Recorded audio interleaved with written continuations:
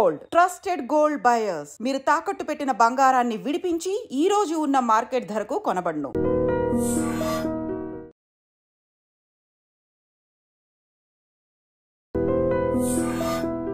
Almost ఆ పుకార్ ఏదో వచ్చింది నిన్నో మొన్నో, స్వయంగా ఆయనే ప్రొడ్యూస్ చేయించుకున్నారు సినిమా అని చెప్పి, మీ చేత తీయించుకోవాలని చెప్పి.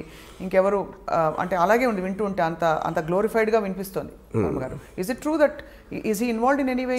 First of all Dawood Ibrahim I think must be around 65 now. తనకి ఇప్పుడు కొత్తగా వైట్ వాష్ చేసుకునే అవసరం లేదు పేరు, అది ఒక పాయింట్. రెండోది, నేను చేస్తున్నది ఏది తను చేసింది చేయలేదని చెప్పడం కానీ తను చెయ్యింది చేసాడని చెప్పడానికి ఈ సినిమా ఉద్దేశం కాదు. ఈ film actually it is more or less. For example, he killed a person called Alamzeb 1983లో 82-83లో. ఆలంజేబ్ అని ఒక అతన్ని మర్డర్ చేశాడు అని వినటానికి ఒకలాగా ఉంటుంది. అసలు ఆలంజేబ్ ఎవడు, వాడేం చేశాడు, ఎందుకు చంపాడు అని మీరు తెలుసుకున్నప్పుడు అది హ్యూమన్ యాంగిల్ అవుతుంది.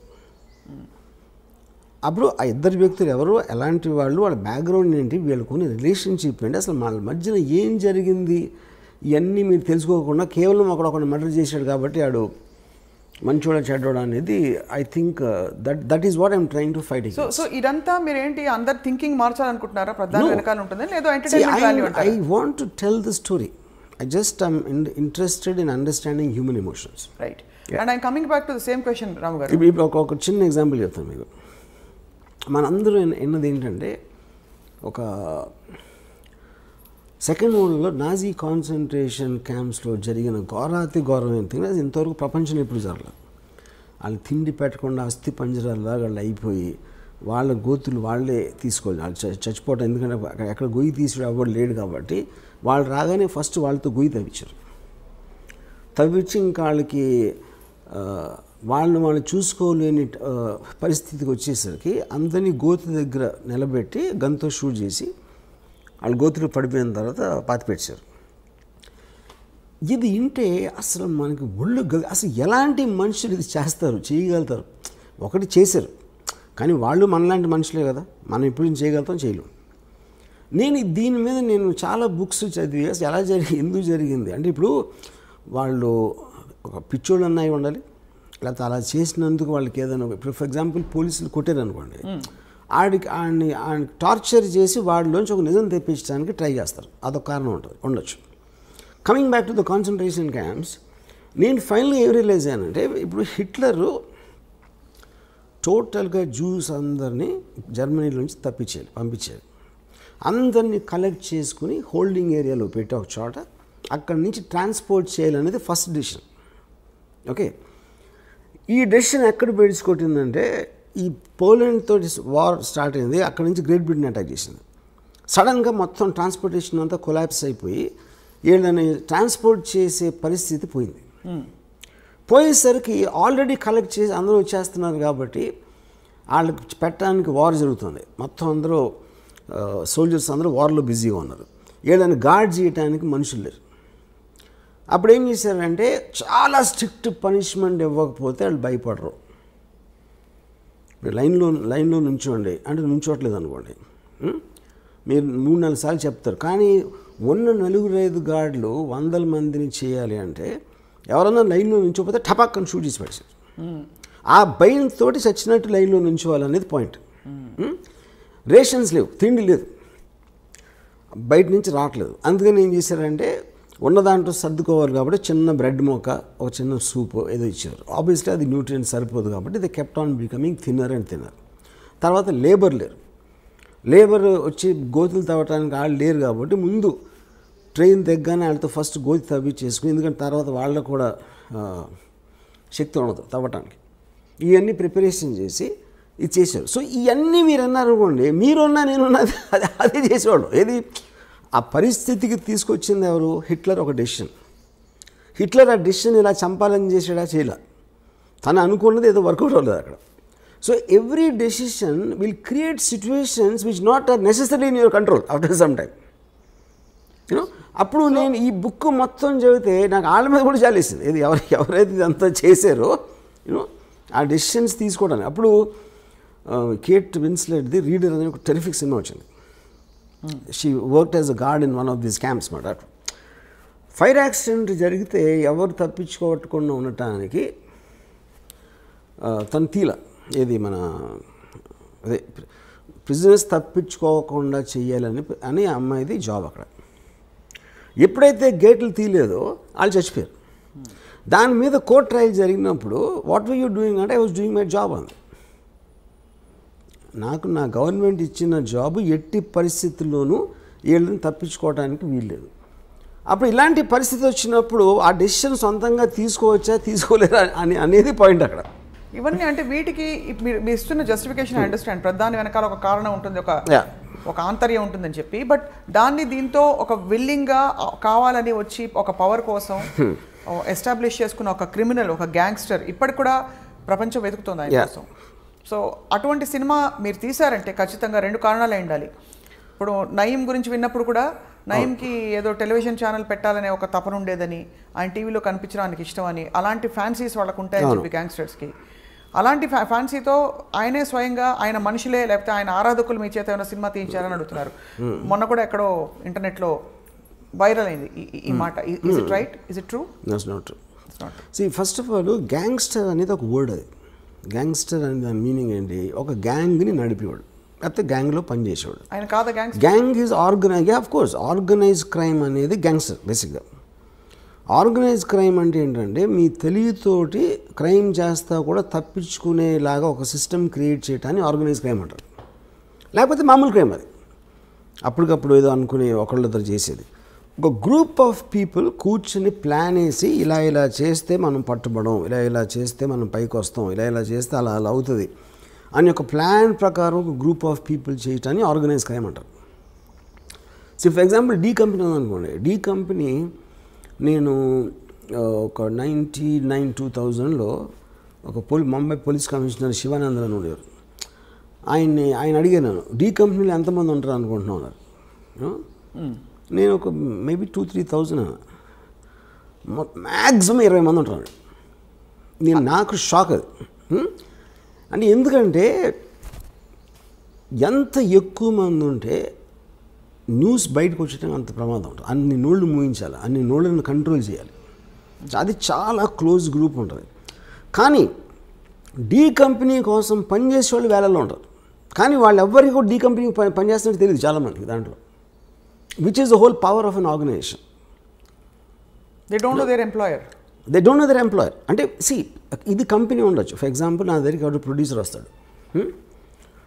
ఆ ప్రొడ్యూసర్ వచ్చి నేను మీద సినిమా తీస్తానంటాడు. సో ప్రొడ్యూసర్ పేరు ఏదో ఉందాడు, అది సపోజ్ అటు సినిమా తీస్తాడు. సినిమా అనేది లీగల్ బిజినెస్. అప్పుడు నేను తీస్తాను సినిమా, కానీ అతను డీ కంపెనీ మనిషి. కానీ నేను పనిచేసేది ఎవరికి? ఇతనికి. ఇప్పుడు మీరు కలిసిన ప్రతి ఒక్కరు వాళ్ళ బ్యాక్గ్రౌండ్ మీకు తెలియదు కదా, తెలియడానికి ఛాన్సే లేదు కదా, you know. So this is how సట్లీ it operates. ఇప్పుడు అలా మీ ఎంప్లాయర్ మీకు తెలియదేమో? తెలీదు, ఎవరికి తెలియదు. బాంబేలో చాలాసార్లు మీకు ఇలాగా భరత్ భాయ్ షా కేసులో చోరీ చుప్కే సల్మాన్ ఖాన్, ప్రీతి జింటా, రాణి ముఖర్జీ అలాంటి యాక్టర్స్ ఉన్న పిక్చరు నాజిమ్ రిజ్వీ అని ఒకటి ప్రొడ్యూస్ చేశాడు. భరత్ భాయ్ ఫిల్మ్ ఫైనాన్షియర్, ఆయన ఎన్నో సంవత్సరాల నుంచి చేస్తున్నాడు. నాజిమ్ రిజ్వీ అండర్ వరల్డ్ మనిషి అని సినిమా సగమైనది తెలిసి, అది ఎవరో చెప్పారు. కానీ అండర్ వరల్డ్ మనిషి అంటే ఏంటి అసలు అర్థం ఏంటి? అది చెప్పండి. అండర్ వరల్డ్ మనిషి అంటే మీరు డైరెక్ట్గా క్రైమ్ చేసే వాళ్ళు ఒకళ్ళు ఉంటారు. అంటే డైరెక్ట్ క్రైమ్ అంటే ఏంటి? లీగల్ డెఫినేషన్లో. సెకండ్ డిగ్రీ వాళ్ళేమో వాళ్ళు వాడుకుంటారు, అది కొంచెం ఫోన్ చేసి చెప్పారా అని. వాడు చేయడు. కాకపోతే implying the threat, the company వాళ్ళు నాకు తెలుసు అనే ఒక ఇన్ఫర్మేషన్ తోటి ఇంటిమిడియేట్ చేయటం అదొక పద్ధతి. మూడోది, మీరు లీగల్గా చేయలేని పనులు కొన్ని వాళ్ళు మీకోసం ఇల్లీగల్గా చేస్తారు. మీ బుక్స్లో అన్నిట్లో అలా ఉంటుంది, కానీ మీరు వేరేగా చేసేయని వాళ్ళు ఒక సెపరేట్ టీంతో వాళ్ళు చేస్తారు. ఓకే, ఫర్ ఎగ్జాంపుల్ లీగల్గా మీరు ఇంపోర్ట్ చేసుకున్నారు అనుకోండి, ఒక 100 VCRలు ఆ టైంలో చెప్తున్నాను, ఇల్లీగల్గా 500 VCRలు వస్తాయి. 500 VCRలు డీ కంపెనీ వాళ్ళు పంచుకుని వాళ్ళు చేసి మీ ఫెసిలిటేట్ చేసినందుకు మీకు కొంత ఇస్తారు, మిగతా వాళ్ళు తీసుకుంటారు. సో డైరెక్ట్గా ఎవడైతే కంపెనీలో ఉన్నాడో వాడు చేయలేదు అది, వాడు దాన్ని అమ్మలేదు, వాడు కొనలేదు, ఫెసిలిటేట్ చేశాడు అంతే. ఆ ఫెసిలిటేషను 100 వీసాలు పోతే 500 వీసాలు వచ్చినాయి అని తెలుసుకోవడం అనేది చాలా కష్టం. సో ఇప్పుడు ఈ లింక్స్ మీద లింక్స్, ఇప్పుడు ఒక మర్డర్ ఉందనుకోండి, ఇప్పుడు ఎవడో ఒక ఎక్కడో కలుస్తాడు, ఒక జైలు, ఒక్కొక్కసారి జైల్లో అవ్వచ్చు, ఇంకొకసారి ఎక్కడో ఒక స్మాల్ టౌన్లో ఒక పని ఉంది చేస్తావా అంటాడు. ఏంటండి ఇలా జస్ట్ బాంబే వచ్చి నువ్వు చిన్న గన్ వేస్తాం, ఫలానా ఒక్కడిని షూట్ చేయాలి అని ఆడికి డబ్బులు ఆఫర్ ఇస్తాడు. వాడేంటి వీడు మాట్లాడేవాడు రషీద్ అనేవాడు అబ్దుల్ అనేవాడు చెప్పాడు అన్నవాడు. ఈ రషీద్ అసలు బాంబే రాడాడు, ఈ అబ్దుల్ని ట్రైన్ ఎక్కించి పంపుతాడు. ఈ అబ్దుల్ అక్కడ దిగి నువ్వు ఫలానా హోటల్లో అక్కడ స్టేషన్ బయట ఎలా ఉంటుంది అక్కడ ఉండవు. మళ్ళీ అక్కడ ఫోన్ వచ్చి నువ్వు బయటకు వచ్చి బాండ్రా బస్ స్టాండ్ దగ్గర నువ్వు వెళ్ళు, అక్కడ గ్రీన్ షర్ట్ బ్లాక్ ప్యాంట్ వేసుకుని అక్కడ కనిపిస్తాడు. ఆడికి నీ పేరు మల్బార్ అని చెప్పి అంటాడు. ఆడు వెయిట్ చేస్తున్నాడు. ఆడ అసలు పేరేమో తక్కువ మీద ఉంటుంది, ఆడేమో సలీం అని చెప్పాడు. వీళ్ళిద్దరి దగ్గరికి ఒక బురకా వేసుకున్న ఆవిడ వచ్చి ఒక చిన్న ప్యాకెట్ ఇచ్చారు. ఈ బురకా ఆవిడ ఎవరో వాళ్ళకి తెలీదు, వాళ్ళెవరో బురకా ఆవిడకి తెలియదు. వాళ్ళు వెళ్ళి ఎక్కడో తీసి దాన్ని ఓపెన్ చేస్తే దాంట్లో ఒక చిన్న కంట్రీ పిస్టల్ ఉంటుంది. ఉండి అక్కడి నుంచి నువ్వు ఫలానా చోట టెలిఫోన్ బూత్ దగ్గర వేయచో ఫోన్ వస్తుంది. వచ్చేసరికి నువ్వు జూహుకి వెళ్ళి ఫలానా ఒక బ్రౌన్ బంగ్లో ఉంటుంది, దాని బయట ఇలాంటి కారు ఉంటుంది, ఒకడు వస్తాడు, ఒక బట్టతల్లుడు, అతన్ని షూట్ చేసి మీరు వెళ్ళిపోయి ఈ 2 గన్స్ ఫలానా క్రీక్ దగ్గర నాలా ఉంది, ఆ నాలా దగ్గర ఒక చిన్న చెట్లు ఉంటాయి, అక్కడ ఇలాంటి దగ్గర పెట్టేసి వెళ్ళిపోయాడు. వీళ్ళు అది చేసి అక్కడ పెట్టేసి అక్కడ ఒక ప్యాకెట్లో కొంత డబ్బు ఉంటుంది, అది తీసుకుని వెళ్ళిపోయారు. ఇప్పుడేంటి ఈ మొత్తం దాంట్లో రషీద్ ఏం క్రైమ్ చేయలే. వీడు ఫస్ట్ ఎవడైతే అబ్దుల్కి చెప్పాడో వాడు క్రైమ్ చేయలేదు, అసలు ఆడు ఇక్కడికి రాలేదాడు. ఓకే, అబ్దుల్ వచ్చి ఎవడైతే సలీం అని కలిసాడో సలీం ఆడి పేరు కాదు, సలీంగా వీడు అసలు పేరు తెలియదు. ఎవరైతే గన్ను తీసుకొచ్చి ఇచ్చిందో ఆవిడికి ఆళ్ళు తెలియదు, వీళ్ళు తెలియదు. సో ఇప్పుడు పోలీసులు ఇన్వెస్టిగేషన్ చేయడం మొదలుపెట్టి అసలు ఎవరిని పట్టుకుని ఎక్కడికి లింక్ వెళ్ళాలని, కానీ పేపర్లో ఏమొస్తుంది, డి కంపెనీ హ్యాస్ కిల్డ్, కానీ ఎవరికి తెలీదు వాళ్ళు డి కంపెనీ వాళ్ళని. అదే నేను చెప్పేది.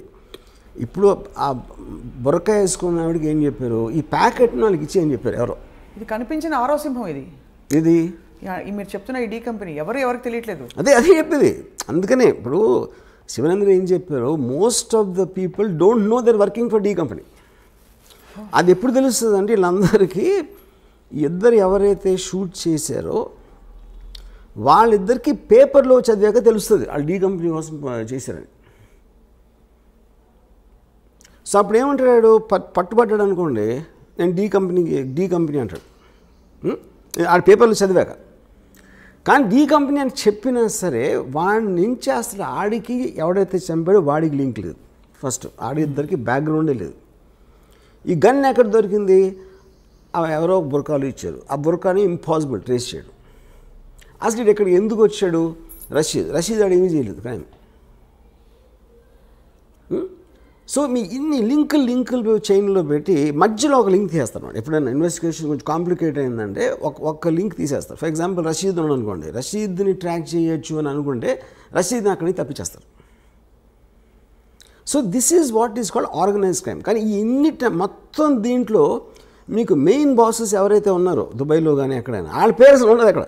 వాళ్ళు దుబాయ్లోనే ఉన్నారు. వాళ్ళు దుబాయ్లో ఉండొచ్చు, కరాచీలో ఉండొచ్చు, కెనియాలో ఉండొచ్చు, వేరే కంట్రీస్లో ఉంటారు, నాట్ ఎట్ వన్ ప్లేస్. కానీ పాయింట్ ఏంటి, వాళ్ళని దీంట్లో బుక్ చేయడం అనేది ఇంపాసిబుల్ అసలు మీకు తెలిసినా కూడా. కానీ వాళ్ళ పేరు తెలియని ఎందుకు అనుకుంటారు, వాళ్ళకి బ్రాండ్ కావాలి. ఇప్పుడు ఎవరో తెలియని వాడు మీకు ఫోన్ చేసి బెదిరించాడు అనుకోండి, మీరు బెదరు కదా. డి కంపెనీ నుంచి ఫోన్ చేస్తున్నాను బ్రాండ్ కావాలి అక్కడ. అది ఎవరైనా చెప్పుకోవచ్చు కదా. చెప్తారు కూడా. ఇప్పుడు మన కెమెరా చెప్తారు, ఎవరైనా చెప్పుకోవచ్చు, చెప్తారు కూడా. కానీ వాళ్ళే ఎట్లా నమ్మి భయపడతారు? ఇప్పుడు ఇంకా ఛాన్స్ తీసుకోవాలంతే. ఇప్పుడు నేను trying to understand the model అంతే. అదే 100% చాలాసార్లు ఈ పెద్ద పెద్ద పేర్లు ఉన్న ఈ పరిటాల రవి కానీ ఫర్ ఎగ్జాంపుల్ ఫ్యాక్షన్ లీడర్స్ వాళ్ళ పేర్ల మీద వేరే వాళ్ళు చాలామంది చేస్తారు అది. సో ఇదంతా ఎక్కడ సేకరించారు వర్మ గారు మీరు ఈ ఇన్ఫర్మేషన్? మీరు డి కంపెనీ మనుషులతో మాట్లాడారా? I spoke to something. నాకు ఒక అప్పా చాచా అని ఒక 79 మనిషిని కలిసాను ఒక 2 years back. He is actually member of the D gang. దొంగరిలో ఫస్ట్ స్టార్ట్ అయినప్పుడు he saw Dawood Ibrahim from when he was 18 years old. He met him? Yeah, he was with him. అంటే అదే ఏరియాలో ఉంటారు అందరూ కలిసి అదే ఆడుకునే వయసు నుంచి he knows Dawood Ibrahim. So he was a part of the D gang on the beginning yearsలో. అంటే ఆల్మోస్ట్ దావుద్ ఇబ్రాహిం ఇక్కడ నుంచి 85లో వెళ్ళిపోయాడు బాంబే నుంచి. అప్పటి వరకు he was very close to the inner circle you know. So అలాగా కొంతమంది రిటైర్డ్ పోలీస్ ఆఫీసర్స్, కొంతమంది జైలు నుంచి బయటకు వచ్చిన వాళ్ళు, కొంతమంది ఆ టైంలో చాలా హెవీగా ఇన్వాల్వ్ అయ్యి మళ్ళీ మధ్యలో వచ్చేసి లీగల్ బిజినెస్లోకి వచ్చేసారు కొంతమంది. సో ఇలా ఒక 10-12 పీపుల్ నుంచి నేను సేకరించాను.